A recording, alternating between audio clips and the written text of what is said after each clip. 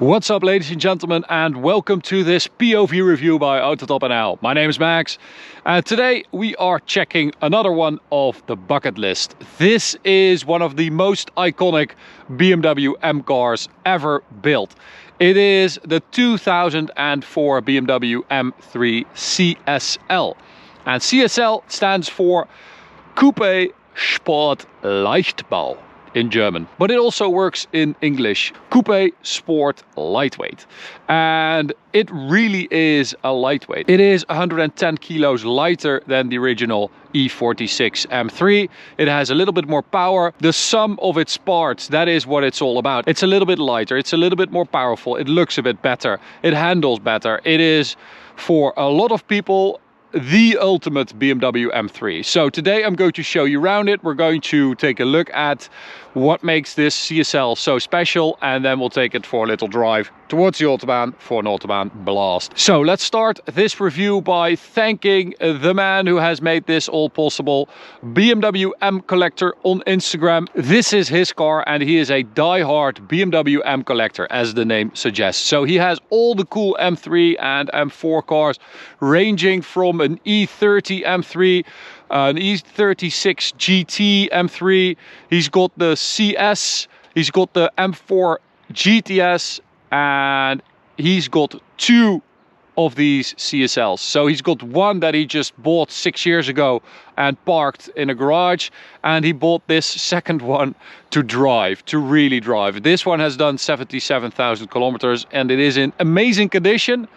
But it has one purpose, and that is to be driven, which I think is exceptionally cool. The BMW M3 GTS we recently drove also belongs to the same man. So Till, thank you so much for allowing us to take out your M3 CSL. I really appreciate it. So we're going to check out the CSL, and we're going to start at the front, because honestly I do think that this car is probably one of the best looking M3s of the lineup. I think this car looks so amazing. It looks so meaty, muscly. It looks elegant at the same time, or relatively elegant. It has a lot of presence. It looks like a fast car without it being over the top, which I really appreciate. So at the front we've got a revised front bumper for the CSL with this carbon lower part here, also to reduce weight but also to improve aerodynamics. And one of the coolest things on the CSL is this additional air intake port, this hole in the bumper that is solely there to just take in more air for the new intake, which I will show you a little bit later on. But I love the fact that form follows function. This is there because it needs to take in more air. That's it. We're not going to do another one on the left side because no, this is where it needs to take in the air. That is, I just love that simplicity. Really awesome. So let's move on to the wheels. These are, well, quite famously the CSL wheels, 19 inch, so 1 inch bigger than the regular M3. And around that we've got Michelin Pilot Sport 4S tires, which are amazing. But this car originally was delivered on Michelin Pilot Sport Cup tires, so basically a semi-slick. And you even got a little warning sticker in the car that said that tire performance in cold and wet conditions was really bad, so that you had to, you know, take that into account. It was a warning. Keep that in mind. You've got a cup tire, and performance in wet and cold conditions will be bad. Behind that we've got upgraded brakes for the E46 CSL as well. Not the best brakes, I have to say. They are perforated, but braking performance is not great. Pedal feel is a bit soft, and braking performance altogether is just not great. It's one of the few things I've noticed until now that don't really live up to the CSL name. Now the CSL also got upgraded shocks, stiffer springs, and a quicker steering rack compared to the M3. A nice little CSL badge there, very subtle. And we've got a carbon reinforced plastic roof to save some weight and of course also lower the center of gravity. As I said, it's 110 kilos lighter than the regular M3 at 1385 kilos, this car. So it is pretty damn light. At the rear, again, super recognizable. This integrated boot lid spoiler into the boot lid. A little bit of a ducktail there. I mean, the sun is setting. We've got a ducktail CSL badge right there. Yeah, this is a good evening. We've got a nice exhaust as well. Beautiful placement. I always loved the way they placed this exhaust on the M3 E46. I just think it works really well. Around that, carbon fiber diffuser as well for the CSL for a bit of weight saving. On Top Gear they said that it had a cardboard floor panel, but it is actually a fiber floor panel, but it is lighter. So that is how far they went. I mean, you have to if you want to save this amount of weight. But this rear end is also pretty damn iconic. The CSL was available in two colors, silver gray, which this is obviously, and sapphire black or black sapphire. I quite like this silver gray. I think it looks very good, or gray silver, whatever. So now this of course is one of the most famous things on the CSL, the big carbon intake manifold, and it is one of the things that allowed this car to have a little bit more power than the stock E46 M3. So this is the S54 3-liter straight 6 naturally aspirated engine. In the regular M3 it delivered 343 horsepower and 365 newton meters of torque. In this CSL it has 360 horsepower and 370 newton meters of torque. So plus 17 horsepower, plus 5 newton meters. And that is mainly down to the fact that this has a sharper profile camshaft, a different intake manifold, the carbon, absolutely gorgeous. And this flap actually opens at a certain throttle input.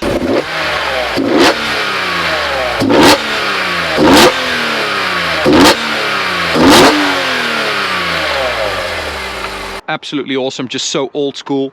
And then we have a revised exhaust manifold as well, and a slightly different exhaust, and that is how they got plus 17 horsepower. And then it's linked to the SMG gearbox, of course, only available with the SMG, unfortunately. Now there are a lot of people, there's a company in the UK that specializes in converting these cars to manual gearboxes, and I have to say I've driven it for not that long now, but I can imagine why people are doing it. It does make sense in a car like this to have a manual gearbox. I mean, back then, yeah, I know this was like top of the bill, flappy pedals, everyone wanted it. It's also the fastest around the track, but now it feels like this car is more about the driving experience and less about the lap times, even though this car was mega quick around the Nürburgring, way before anyone ever really cared about it. I mean, it was 2004, so it was quite obscure to be into Nürburgring lap times, basically. But this car was really quick. Now, we've got CSL door sill panels there, really cool. This is the Instagram handle at BMW_M_collector. Go check him out. He does provide some awesome content with his cars as well. I really can't say that enough. Go follow this man. And then we've got carbon panels on the doors. We've got these fiberglass bucket seats, again to save weight. But then we still have rear seats. So they saved 110 kilos, but that could have been like 140 basically, which is quite strange. And then we've got carbon on the center console down here as well. Old school carbon, I absolutely love that. It has this like greenish tint. They deleted the AC, the stereo and the navigation, and the first two, so the stereo and the AC, were optional. So if you wanted, you can have them put back, and the first owner of this car did decide to get the AC back, which I think is a pretty wise choice. But it is, I mean, it is super basic in here. Alcantara steering wheel with the traction control button. This is like the M mode basically. And then we've got Sport and DSC down there, which we are also going to use. But it's a pretty basic interior. I actually quite like it. So let's start it up. Very civilized actually. So you have a nice metallic sound, and then when you get up there in the revs, you start hearing that amazing intake. Yeah, CSL, who would have thought, guys? All right.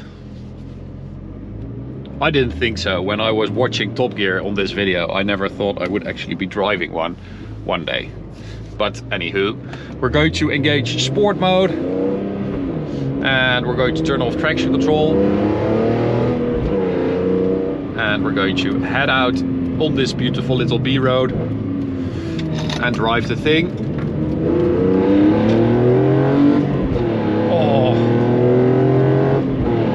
So the two things you hear are that intake and that metallic sounding exhaust, and they both sound so old school, so analog. That is the main thing about this car. That is why it has been hyped up so much, because it feels like a proper old school BMW. It has that S54. What's up, geese? Sorry. And yeah, it's just, when you drive this car like a normal person, it just, the gearbox just feels weird. It's a little bit jerky, it's a little bit sluggish. It's really the only thing that lets it down, because it does feel quite light. It feels nimble. It feels like it wants to go all the time. It's just asking you to go faster.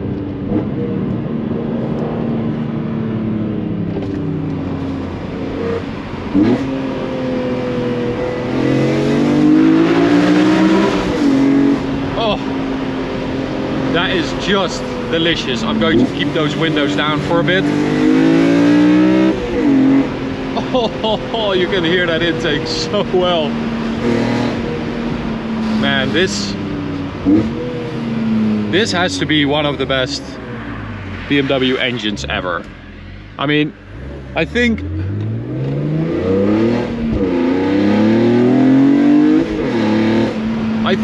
this and the M3 GTS are the two best M cars they ever made, and they are ever going to make. Oh, that is just outrageous. 8,000 RPM. Delicious, absolutely love it. This is, however, it's a lot less explosive and a lot less dramatic than the M3 GTS. An M3 GTS feels like a race car, basically, a race car for the street, and this feels more like a, you know, a regular coupe, a regular straight six BMW. But I think, you know, they're both up there. It's a battle between the two, and I don't really care who wins. But before we hit the Autobahn, I just want to take a moment to thank today's sponsor, which is ignitioncollection.com, who have released a special edition watch for this weekend's race at the Zandvoort track, which is an amazing track we have driven a couple of times. And of course, now the Netherlands finally has a driver that is doing well. We've got an amazing Formula 1 race.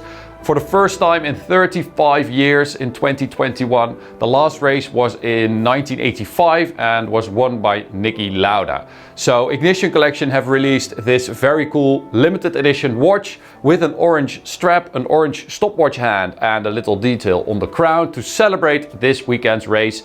If you're interested, follow the link in the description, and if you use code AutoTopNL you will get a little discount as well. Enjoy the video. So here we go onto the Autobahn, top speed, limited to 250 kilometers an hour, optionally raised to 280 kilometers an hour. Oh, that's 8,000 RPM I meant to say. Back to the gas station, but is it a very, very, very fast car? No. It feels like you're going fast because it sounds amazing. And the top speed is in fact 280 kilometers an hour. But it does so pretty well. I mean, it's super stable. It won't go any faster than this, I think.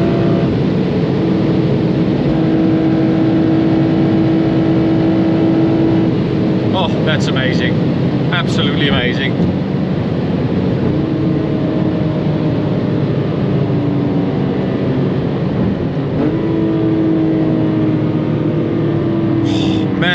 Man, this car is something special. You do feel it when you drive it, that, you know, it is peak BMW basically, you know, the straight six, it just is the BMW engine. Even though I love that M3 GTS, it means that you do have a big bulk of weight at the front there, and I think this just fits an M3 better.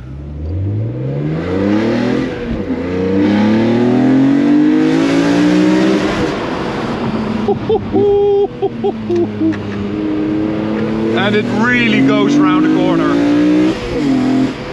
Oh man, turn in is really nice. The car feels so nice and light.